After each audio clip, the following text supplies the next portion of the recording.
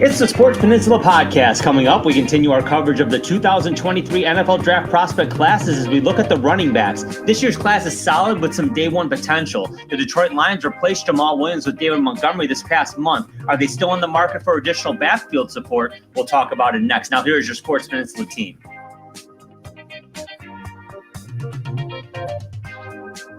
And welcome, everybody, to the Sports Peninsula podcast. My name is Dave Jasinski. Drew, it is Tuesday, March 28th. And we're about 29 days away from the NFL Draft Day 1, and we're looking forward to that. We're going to talk about the running back prospects today. And to join me in discussing and also critiquing the running back class is Coach Andy Shield, Marine City Mariners. Coach, how you doing? Doing well, Drew. Football camp season is beginning at the high school level and really at the college level too, because it's the colleges that are conducting these. It's full-on recruiting season now once again. Spring sports are in the air at the school levels and at all levels, really. And we're about ready to have one shining moment here in about a week, and that means that this draft is upon us. Looking forward to it. Very excited. Coach, before we jump into the prospects, let's kind of reset everything because things have been moving really fast this year in free agency, and they normally do. But for the Lions in particular, my gosh, I mean, we said it last week in the cornerback show, but where this team was probably looking in terms of the draft is a 180 change now from what they've done in free agency. I mean, they've set themselves up, and I can't say it enough, Coach. We haven't had a draft in a long time where the Lions can basically take what they want to take. Best player on the board. What are your thoughts? Yeah, I mean, it's still strategic. Oh, yeah. It's still certainly strategic. When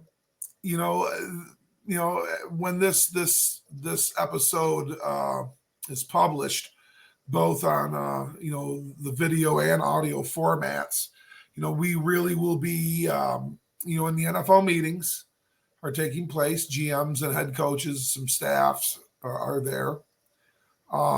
We've had Calais Campbell in at Allen Park. There's mutual interest. We are riding with Mr. Goff. That's the guy. With very, very, very remote chance that we're looking at that 6th overall pick being a quarterback. I think it's a very, very remote chance. Something would really have to, happen for that to happen. I think. I think we're going that route. Perhaps somewhere later in the draft that could be addressed. The interesting part that we've got is we've had a massive, massive change in the running back room. Yeah. With David Montgomery coming in and Jamaal Williams, unfortunately, leaving the Detroit Lions for greener pastures for him down in New Orleans. We have a back at the very end of his rookie deal. And DeAndre Swift, a back that is not been a bust. That's not correct. That would be way too much of an overstatement, and that's not fair. He's not been a star though, and has not reached potential either. Yeah. Mainly due to injuries. I would say 90% of that would be the reason. Absolutely. And so, does this draft yield a potential for us to really have a running back coup and have two new guys at the top with the supporting cast behind it kind of coming back and being the same? Yeah, we could go and do that. It would come at a bit of a cap hit because DeAndre Swift would not be around here if we were to address this position group early. And there are some that still believe that we will. There are some because, like you had said, Drew, addressing our picks and our slots with the best talent, really, there is conventional wisdom in doing that, and we've kind of set ourselves up into doing so. That being said, do I think we are taking running back at 6 and 18? I don't think so. There is one that I would, and I think we'll get into those guys here pretty soon. You know what? Yeah, let's not tease the fans. Let's talk about it right now, Coach. And we're going to talk about right now the first prospect that we have, and that is going to be Bijan Robinson, the junior out of Texas. Coach, let's talk about him. I know you like him a lot. I do too. What do you like? Well, Drew, this is the guy that I would do so with. I would replace DeAndre Swift with Bijan Robinson because I think he's an upgrade. This is the best back in this class, just like Swift was in his, and he possesses a skill set that's not unlike DeAndre Swift's, but he's a little bit bigger. 6 foot, 220-pound junior out of Texas. He's the 4th all-time leading rusher in Texas history. And when you put on all those great running backs that have been there, that certainly is saying something. He is the 2022 Doak Walker Award winner. Excellent zone runner, can really scan and attack, and is one of these backs that really can kind of set things up and set holes up and pick and choose where he attacks, and oftentimes really creates a lot of the alleys with his patience and his ability to scan and attack the zones. Tremendous patience, sets up his blocks really well. Elusive and agile, creates a lot of whiffs. Guy that's going to have going to be a missed tackle machine. He's a tempo and body control wizard. We've talked about this time and time again through the episodes at wide receiver and at tight end, and these guys that are just able to play with tremendous body control. Bijan Robinson is yet another one of these types of players. This tremendous athlete as far as his movement. He is a house call threat at a moment's notice per snap. Very reliable check down threat in the pass game. He has some of that in his arsenal. David, if the Lions were to draft Bijan Robinson in the first round, likely probably at the 18th selection, although he could very well go before that. I think top 10 would be a bit of a reach, although it's not completely out of the question.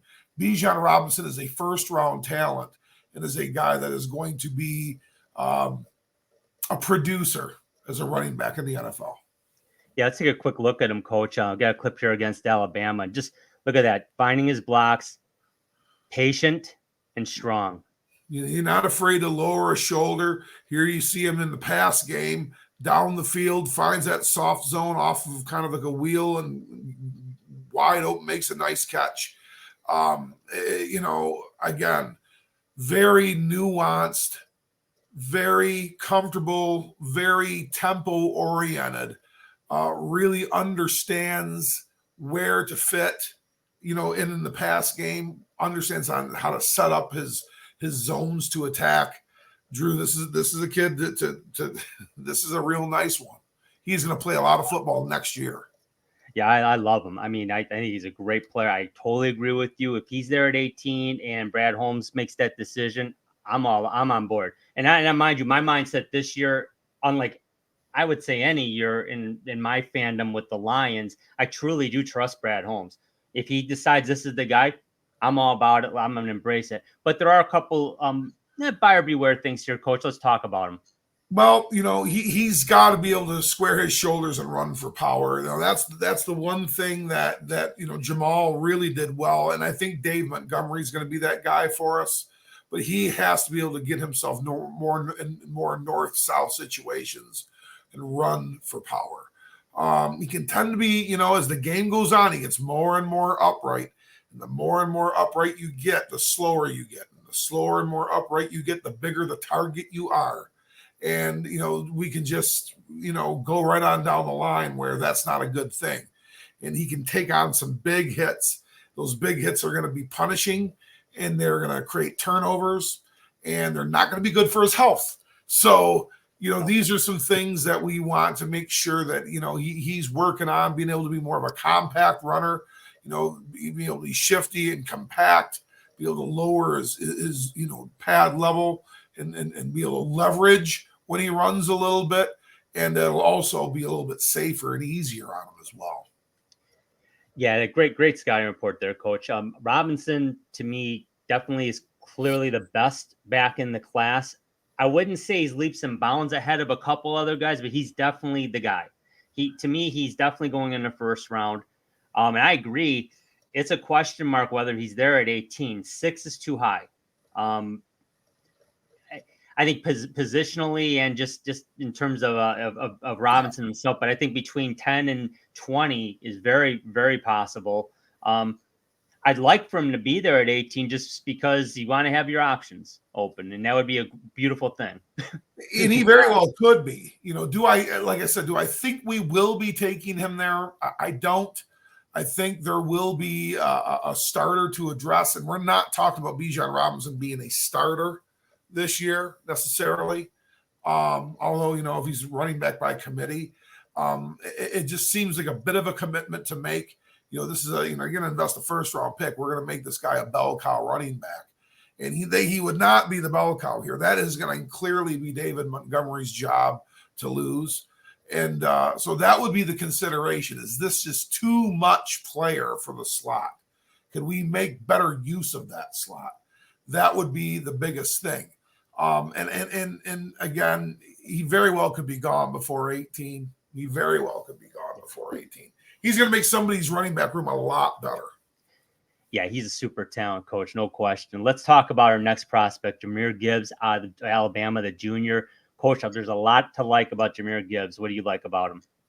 Well, Jahmyr Gibbs is another one of these, a portal prospect, 5'11", 200-pounder out of junior out of Alabama, was a 5-star prospect out of the state of Georgia and stayed home initially to play at Georgia Tech.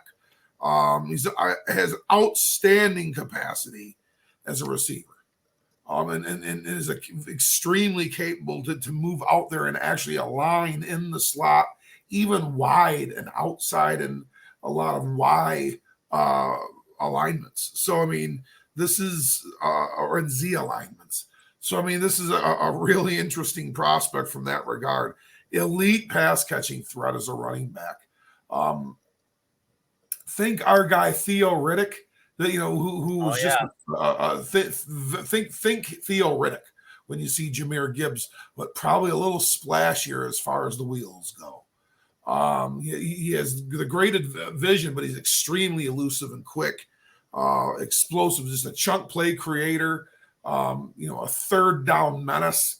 Jahmyr Gibbs is really a lightning in a bottle kind of player that can make a lot happen quick.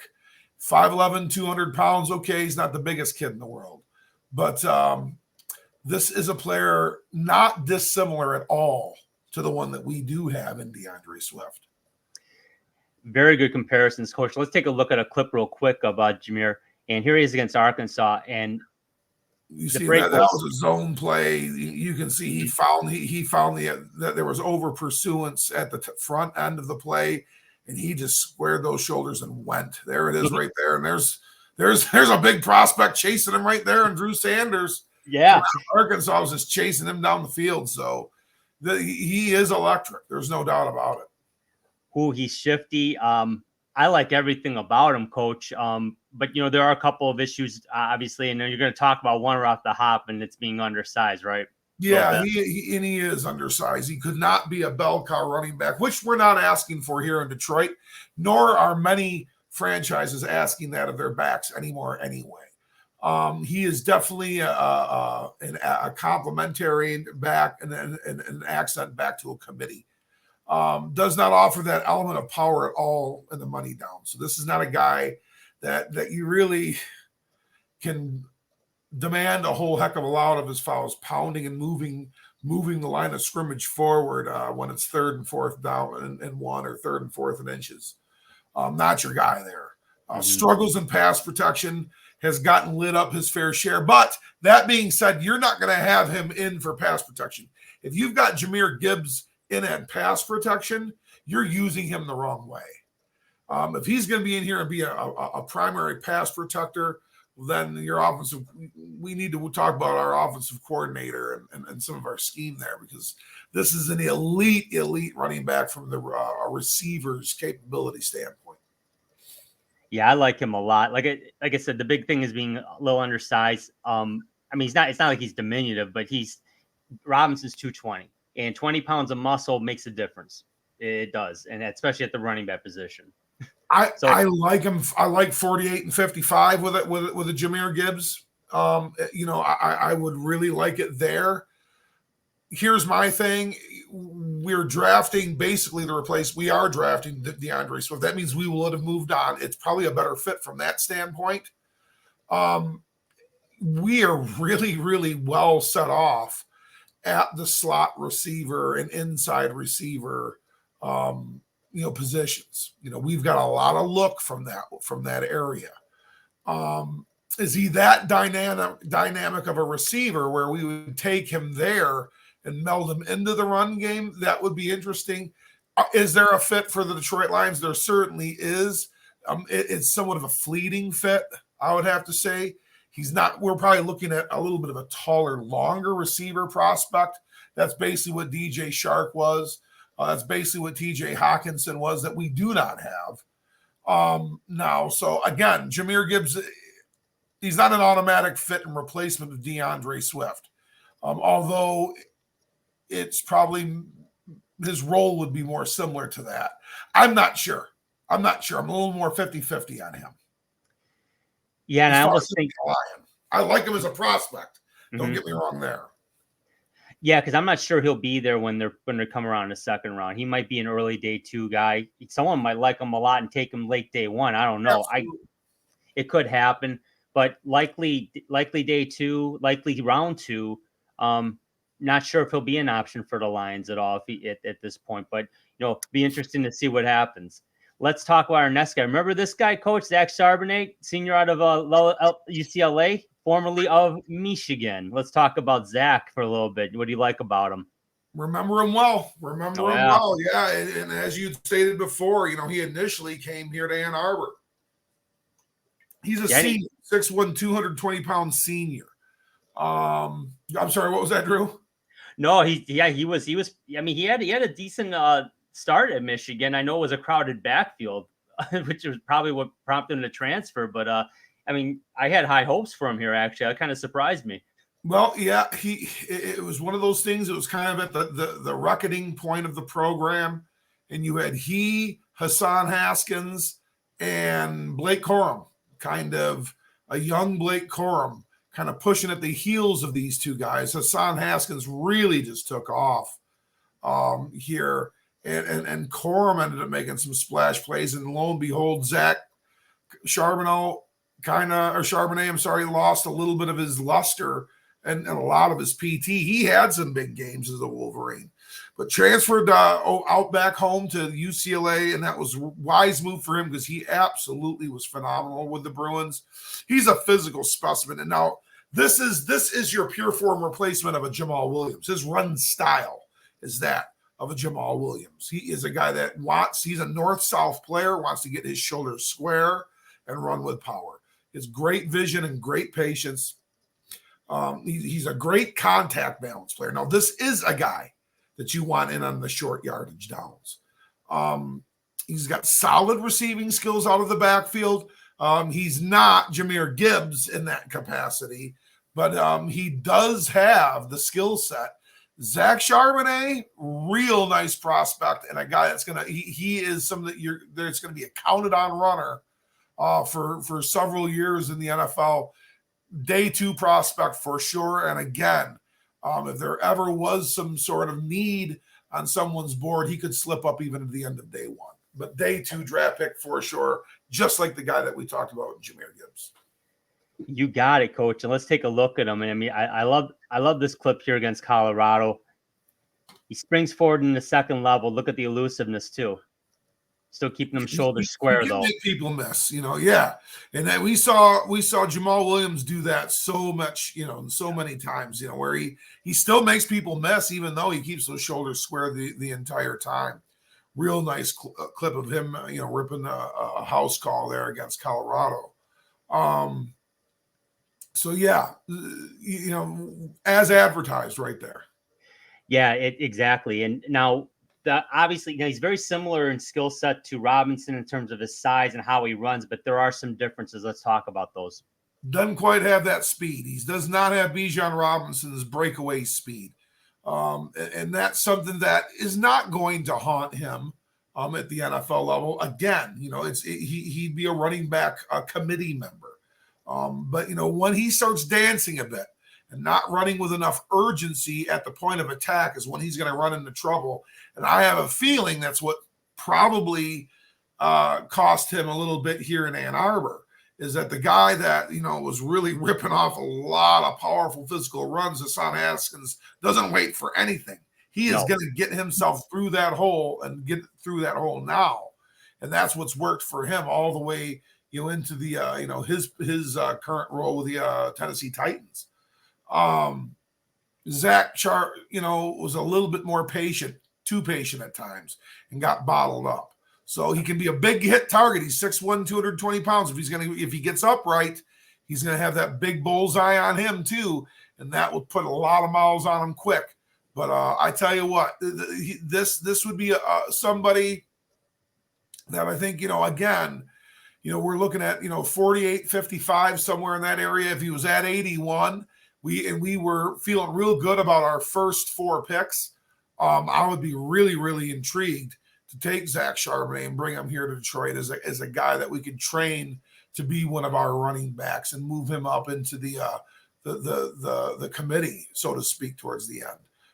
But we shall see. Yeah, totally agree with you, Coach. Day 2, if he's there and it makes sense, absolutely. Because and folks are going to ask, well, guys, why are you talking about getting a running back? We got Montgomery, we got Swift. Well, you only got Swift for 1 more year. Okay. Yeah. And you've only got Reynolds for 1 year. So they're good now. And if they wanted to wait till next year, absolutely. Brad Holmes can wait till next year. He can. They don't have to.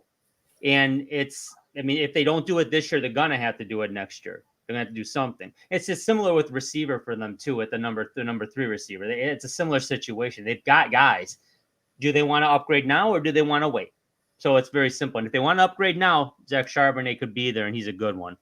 Let's talk about the next guy, Coach. I love this guy. Tank Bigsby out of Auburn, the junior, 6 foot, 208 pounds. Let's talk about him. Good size back, 6 foot, 208 pounder, as you had said before. He was a big 5-star prospect coming out of high school.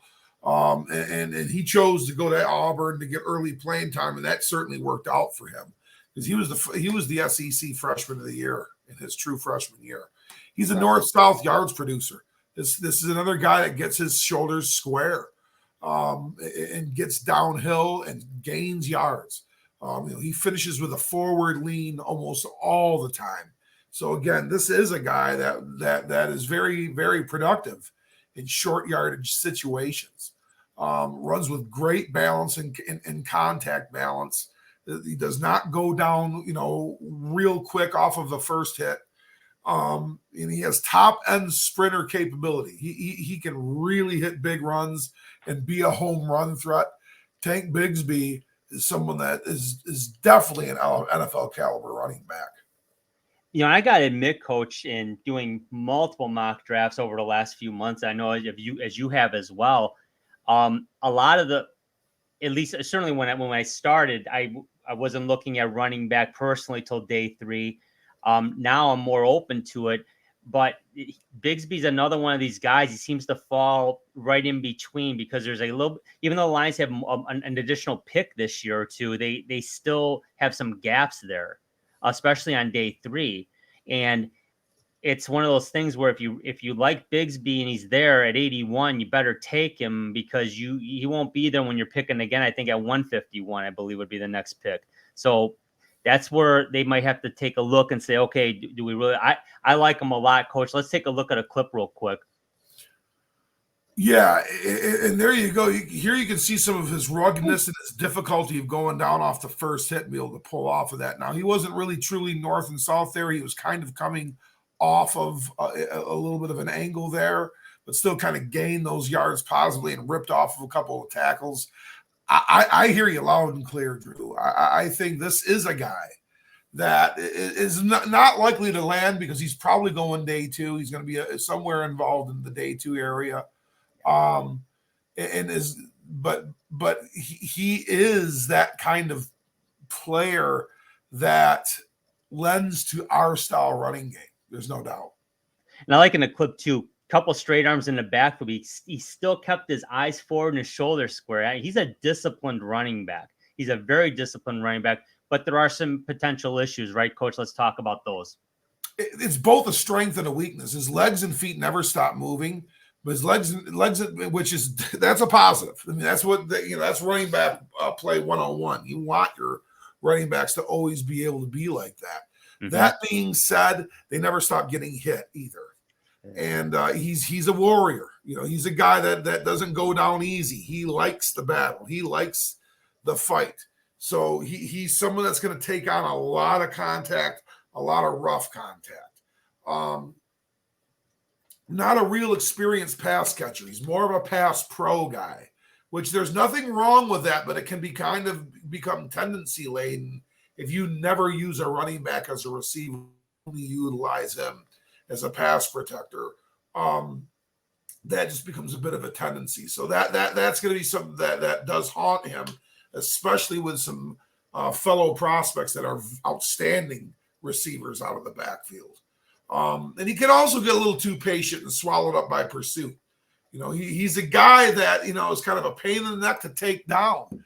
And once you rip a couple that way, you'll get a defense, salty, and they're going to come get you. And if you want to get, you want to get a little patient and get mano-a-mano with an entire tough defense, they'll have no problem at all tagging you up. So, he's going to have to watch that.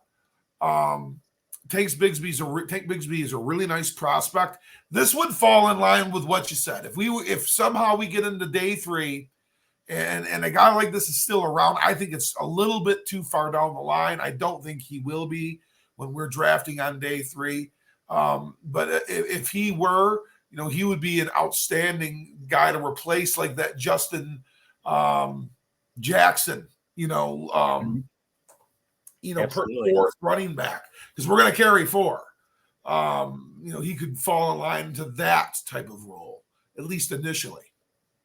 Yeah, definitely could see that. He'd be a nice fit in Detroit, but he'll be a nice fit anywhere in the NFL. He's a solid player. But I agree with you, Coach. I think his inexperience as a pass catcher is going to perhaps push some other guys maybe either at the forefront, or other guys maybe that aren't maybe as strong of a pure runner, but are a little more diversified in their skill set. And that's going to be based on the team. So you just never know. But Tank Bigsby is definitely a hell of a running back. Let's talk about Kenny McIntosh, the senior out of Georgia, Coach. And I tell you what, I personally really, really like McIntosh a lot, because I think he's been kind of overlooked because he's surrounded by so much talent in that team, in that program. And he's kind of been under the radar, but he's damn good, isn't he? He's real good, and he certainly has kind of had to wait his turn, just like so many of the Georgia Bulldog prospects. He's had to wait his turn. He's there's been other guys there and that have been there before him and that have been waiting for their turn. So this time it was for Kenny McIntosh, 6'1", 210-pounder, senior.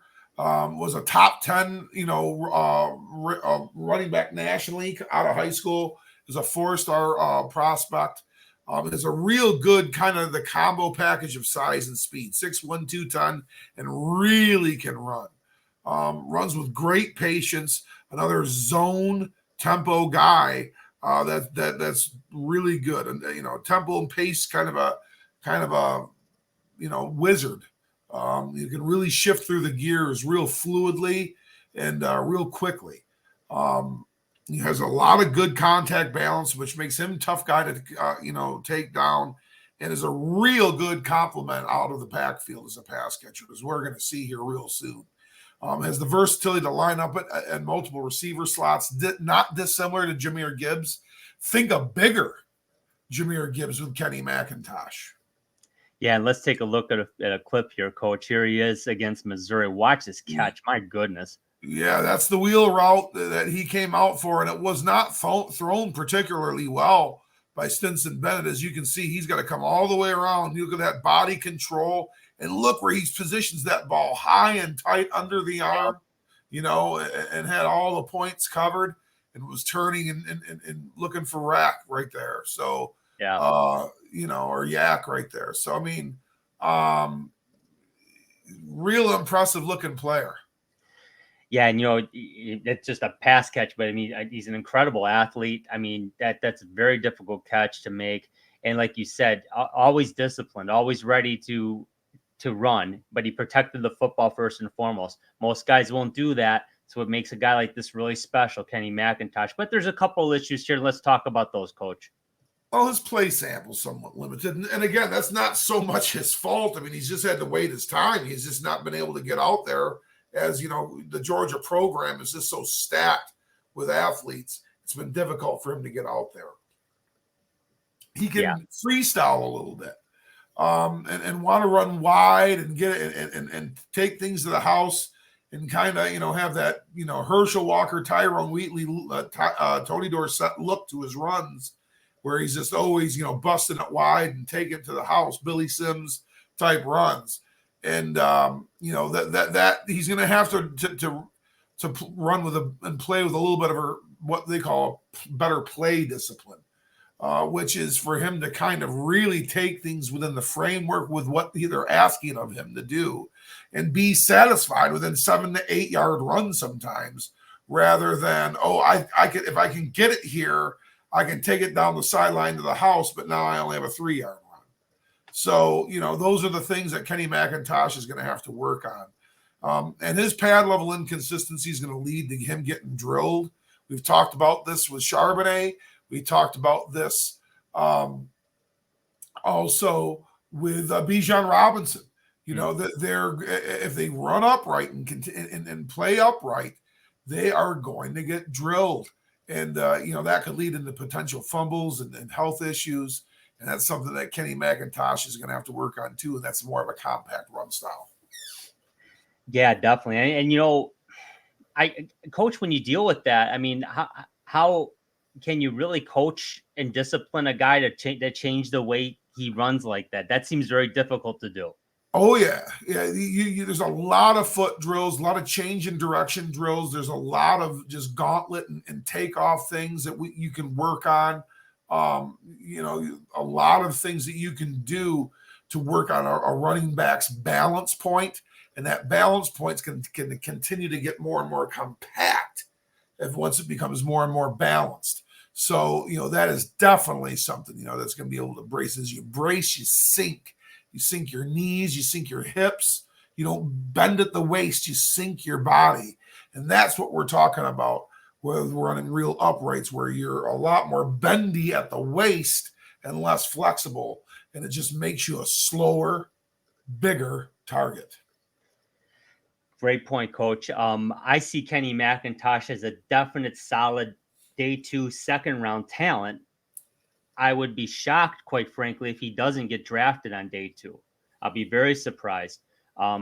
Too much talent there. Obviously some things to work on, like you said, but who amongst us doesn't have something to work on, right? But Kenny McIntosh is going to be a hell of a running back in the NFL, no doubt about it.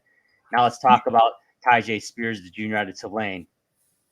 What do you like about him, Coach? Well, Tyjae, was one of the Tulane Green Wave who really made some waves, no pun intended, in the Cotton Bowl when they beat USC. He was a huge piece to that victory. Huge piece to that victory. 4th year junior, 5'10", 190-pounder, explosive breakaway style player.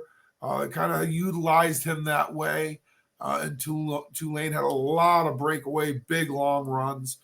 He's a competitive battler for yardage. He runs with a lot of urgency, wants to get downhill and fast, has great vision and great way to angle his defenders so that he always has the ability to leverage, which, is a little bit different than the fall forward mentality, but a guy that's always able to just keep a half man off of a square hit. He's real flexible, real explosive runner. Again, he's a guy that can be a house call threat really on any given play. He runs real decisively, and he's going to acquire a lot of money yards in big situations. For a guy that's 5'10", 190, kind of impressive. A lot to like with Tyjae Spears. Definitely a lot to like with Tyjae Spears. Let's take a look at a clip here, Coach, against Houston. You can see him keep the good, center of balance right there and then just scoop up those last 5 or 6 yards. Here he takes a ball off the ground in the pass game. He's got that high leg kick that really generated himself into another 12, 13 yards to really eat up those yards quickly. Those are those movement skills that we're talking about. Gonna be a guy that can do that for sure. He runs stronger than I think he is. Runs real strong for a 5'10", 190 pounder. That's why he's got a chance. He's really got a chance to be a guy that does things out there. The way he moves and with the power that he runs with for his size is really intriguing. Yeah, definitely. But there are some limitations here because of the size, Coach. And what are some of those? Yep, he's not a bell cow back. He's just not built that way. He's built to be a committee member and a guy that's going to contribute to a running back group. That's definitely a case here. If people got injured and you're asked to just keep Tyjae Spears on the field at all times, how long could you make a living with that? Is he that type of player that can physically endure himself before he would succumb to an injury? Not nearly as accomplished as a receiver. He's a runner. They wanted to use him in running plays. He is, although you saw a nice setup there of a screen, he's not, adverse to being a receiver. But again, they gave him the ball via handoff a lot. And really is an inconsistent pass protector. And at 5'10", 190, that is going to be a work in progress anyway. Let's just say that it's a work in progress. Yeah, and you really can't, if you're not an every down back, you better have a niche. And he definitely has the niche with his breakaway speed. He, like you said, he can catch the ball. We showed a clip. He can catch it. Now, is he going to run intricate routes out of the backfield? No. But quite frankly, we're not sure if he can because we didn't see a lot of that Tulane, right? So, it's going to depend on the situation, the team. I mean, if we're talking about the Detroit Lions, I love his skill set. I mean, I'd have no problem with taking Spears, but I think it would probably be day 3. He could go late day 2, Coach. I don't know, but I think he might be more of an early day 3, like 4th round slot, just because of some of those limitations. But that's just how I'm seeing it. But he's a very talented running back, no question. I would agree. I agree. And really he and Kenny McIntosh, for that matter, they're fits, but they're in the back end of our running back room at the point in which we're looking at. Are these guys that are going to be there in the area day 3 where we're looking to round things out? Probably not. They're going to go before them. Yeah, too good. Too much talent there. But let's talk about some other guys that might be there, Coach. So we get some additional prospects here. Talk about who you like. Well, I just think, Israel Abanikanda out of Pitt, is a good sized guy. He's a downhill hard runner. Think, Craig Reynolds, but a big school out of the state of Pennsylvania, not Kutztown State. He's that kind of player. Devin Ashani is a 5'9", 185 pounder. This is your third down type back. This is your receiver, type guy, speed and space type running back. Bijan Robinson's complement. Rashawn Johnson is a big 6'2", 223-pound pounder out of Texas. He's a guy that is your short yardage extraordinaire. A player that I really, really am intrigued by as a day 3 prospect has done nothing but really impress his entire career. His former Western Michigan Bronco and Illinois Fighting Illini running back Chase Brown. He runs a lot more. He's really as effective in many ways as like Blake Corum was in the Big Ten this year. Outstanding running back. Zach Evans is a guy that we've been talking about for a couple of years out of Ole Miss. Intriguing. Go right on down the line to Sean Tucker out of Syracuse, Eric Gray out of Oklahoma, Dwayne McBride out of UAB's really been climbing up the ladder. That's a guy that's been, kind of been out, some of the things have have changed a little bit. And we're seeing him kind of be that fringe day 2, day 3 type player in some areas. Our local guy is out of CMU, Lou Nichols III, 5'10", 220-pound redshirt sophomore. And, Thomas Rawls was a running back out of CMU. He started his career at Michigan. But, he was really, really good player. And then, there's the late Zerlon Tipton who we lost a couple of years ago, unfortunately, who's another great running back out of CMU, right here in Macomb County, too. So, CMU's got he's a physical runner. If you remember from watching, any CMU ball from Maction this past year, player I really, really like. And I'll defer back to you. I'm a fan of Chris Rodriguez and Evan Hull out of Northwestern too, but I'm a big Mohammed Ibrahim guy, 5'10", 210-pounder out of Minnesota. His brother is the running backs coach at Wisconsin. Interesting. So he comes from a football background. This is a guy that was a row the boat gopher for PJ and is a yard extraordinaire. I would love to see him come up on day 3 or somehow be a UDFA here, because I think he could stick. Well, I popped into the DeLorean in my time machine, Coach. I'm rolling the boat, but it's 2016. It's an older shirt, but I love it. Hey, that's a beautiful shirt, man. It is. What does that say? Oh, 13-0, I think it says. That's right. Yeah. That's right. Hey, I agree with you, Coach. There are some solid running backs here. I'm really intrigued by Eric Gray late. If the Lions want to go running back late, he seems like a guy that will be there, and it's good value on day 3. Nichols is intriguing. I agree with you on Abraham, though. I think he's a real strong runner, and he's going to make a heck of a case for himself.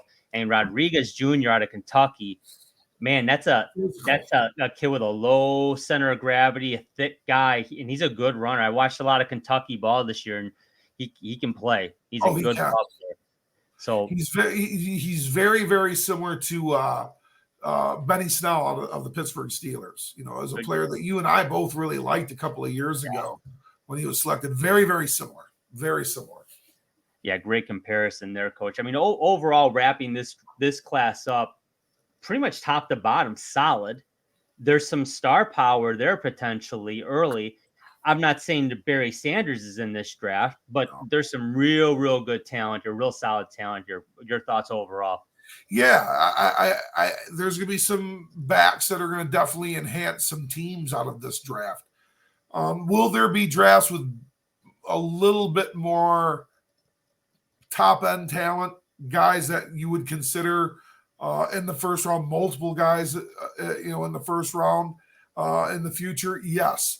But we've also seen this position change from its priority, its focus, its value in the NFL has changed considerably. It's definitely valued more at the college level than it is at the NFL level.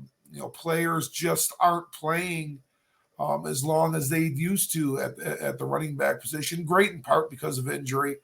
But we'll see guys like Todd Gurley be the first overall running back selected, have a career of 6-7 years, and he's done.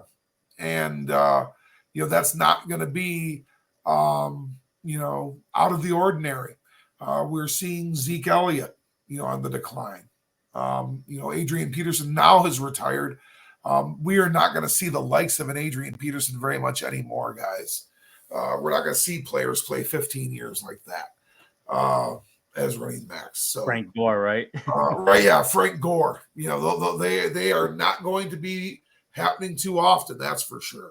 So that's now. Hey, look, there could be 3 guys that play 15 years in this draft. You wait and see. Who knows? But, it's just not the position it once was. However, it's still so critical. Yeah, it's critical, and what's critical for the Lions is not necessarily that they have a bell cow, but they have to have a deep backfield. And let's face it, this is the brilliance of Brad Holmes. He built that offensive line up. He does not need to have Christian McCaffrey back there. Jamaal Williams proved that this year. Jamaal Williams is a good running back. He never had a 1,000-yard season before. In Detroit, year 2, he has over 1,000 yards and breaks Barry Sanders' touchdown record. We're doing something right up front there, I think. And even with all the injuries up front, they still were dominant. So that's what's nice is they can take a guy like McBride or Gray on day 3 if they want to, and they're going to be successful. I could say, barring injury, David Montgomery will absolutely be successful on this team. So is running back a priority in the draft this year for the Lions? No. But is it an option? Yeah, it is an option if they want it. And it's just that simple, whatever direction they're going to go. But we'll leave that to Brad Holmes, Coach. So we'll wrap this one up, folks. Thank you for watching and listening. For Coach Andy Shield, the Marine City Mariners, my name is Drew. Take care. We're 1 month away from the draft. We got a lot more coming. Stick and stay with us. Subscribe, like the channel. Subscribe to the channel. Subscribe to the podcast. Get alerts when we're putting stuff out. Every week we're putting stuff out. So take care, everybody. We'll talk to you soon.